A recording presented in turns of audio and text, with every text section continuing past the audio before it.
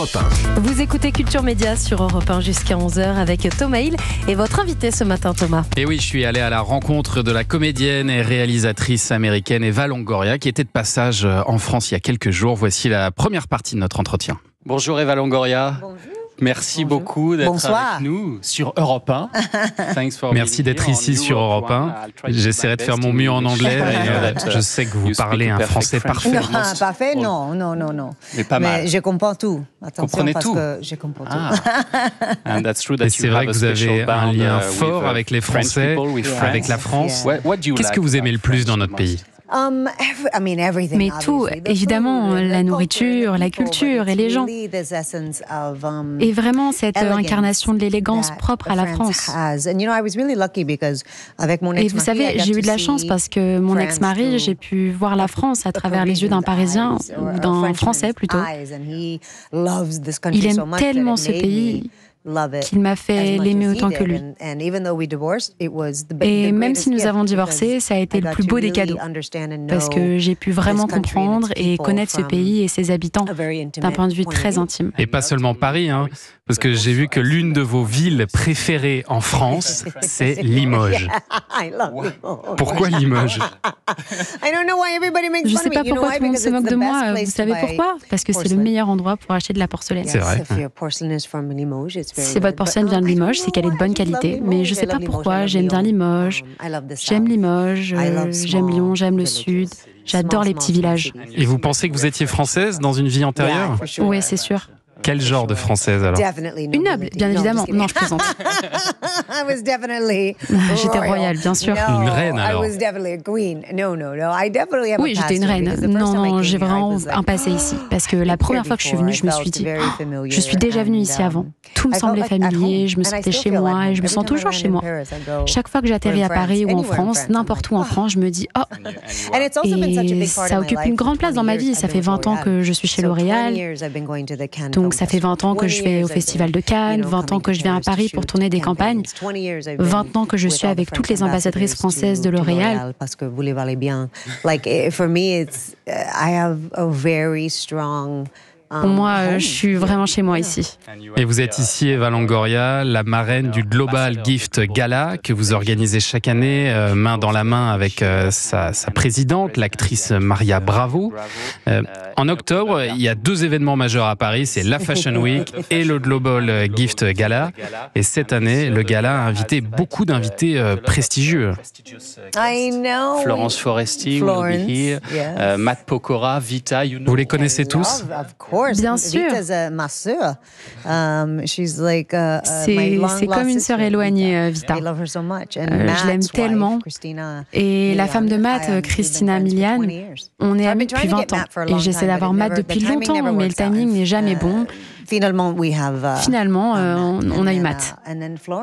Et puis Florence, c'est quelqu'un qui nous a parlé de l'association Women Safe and Children.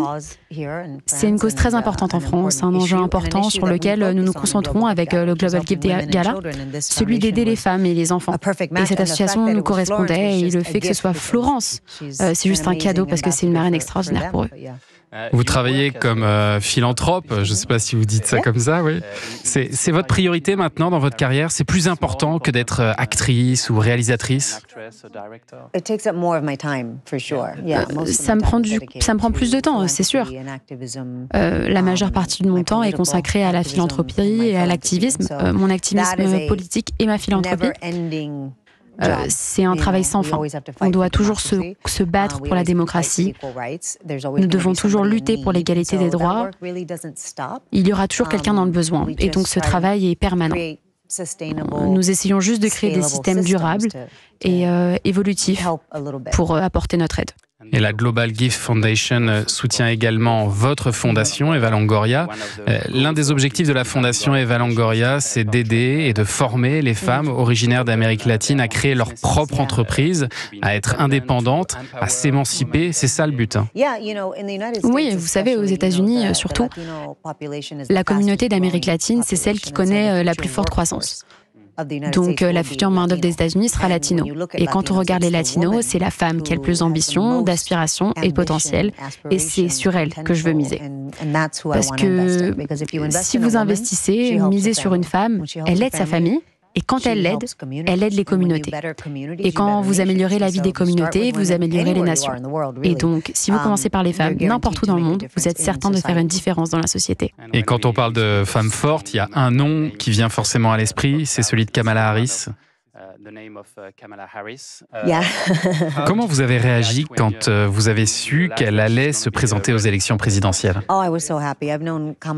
J'étais si heureuse. Je connais Kamala depuis 10-12 ans, depuis l'époque où elle était sénatrice de Californie. Elle était procureure générale en Californie. J'ai toujours travaillé avec elle, fait campagne pour elle. Je sais de quoi elle est capable. Elle représente tant de positivité, tellement de joie. Elle a ravivé la joie de vouloir voter et de participer à notre devoir civique qu'est le vote. C'est une badass. Elle est vraiment coriace. Regardez tout ce qu'elle a accompli dans sa carrière. Je ne pense pas qu'il y ait un candidat qui soit mieux qualifié qu'elle. Et vous étiez à la Convention démocrate, vous avez même fait un discours où vous avez expliqué que vous aviez beaucoup en commun avec Kamala Harris. Comme elle, vous avez travaillé dans un fast-food, par exemple. Oui, elle a bossé chez McDonald's et moi j'ai bossé chez Wendy's. On a toutes les deux fait sauter des steaks. C'est très important pour tout le monde de travailler dans la restauration rapide. On en apprend tellement. Et de se rappeler d'où on vient.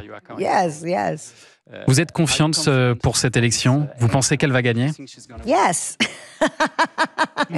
Oui, je dis toujours oui. Je suis stressée. Écoutez, je suis stressée parce qu'en fait, c'est une question de participation.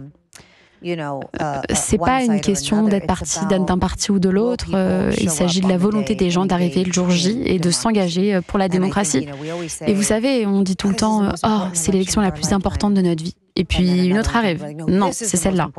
Et c'est celle-là la plus importante. Et maintenant, on se dit non, c'est celle-là. Et je me rends compte que parce que la démocratie est très fragile, ça fonctionne que parce que les gens croient au système.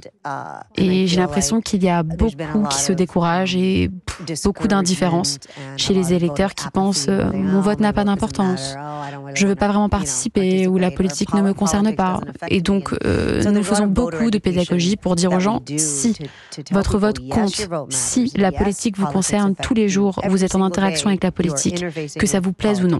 Et donc, vous savez, ce travail ne s'arrête jamais. Jamais. Chaque élection sera la plus importante de notre vie, parce que la démocratie mérite qu'on se batte pour elle. Voilà pour la première partie de cet entretien avec Eva Longoria. Dans un instant, on reviendra sur quelques grands moments de sa vie et notamment, bien sûr, ces années Desperate Housewives. Mais d'abord, c'est le journal des médias qui arrive.